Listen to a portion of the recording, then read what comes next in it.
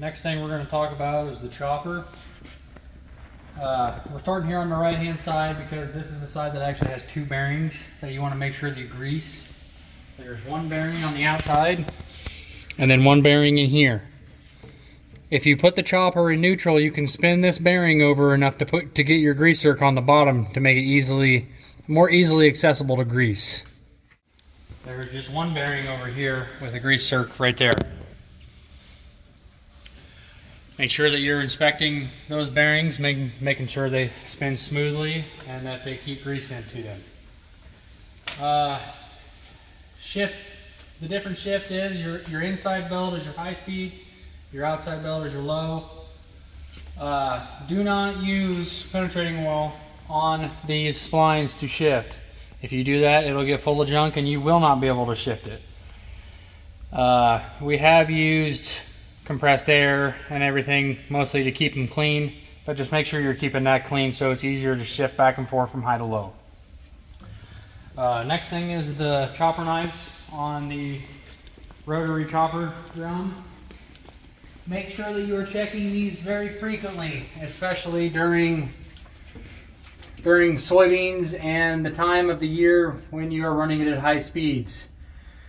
Make sure that if there's any missing, you replace them and the one opposite of it. If they start to get worn with a little rounded edge on them, you can flip them from side to side, but make sure that if you are replacing any of them, you replace the one side, you have to replace the other. So along with that rounded edge, if your chopper knives get too worn out, you are going to be robbing horsepower of the machine and it's not going to be chopping the material up near as good. It'll leave stringy material behind your machine, which is going to make it harder for planting and all the field work that you do in the spring. So make sure that we are checking these chopper knives frequently and keeping them sharp and not wore out so that you can keep the machine functioning to its full potential. So just with the rotary knives, the stationary knives are also just as important for combine performance. Make sure that they're all nice and sharp and none of them are knocked out or none of them are broken. With these, you have the knockout knives, which when they get knocked out, the bottom bolt gets shoved out of a slot. So in order to get those back in or replace them, you need to loosen the top bolt and nut back there, get them back up into place and retighten your bottom bolt.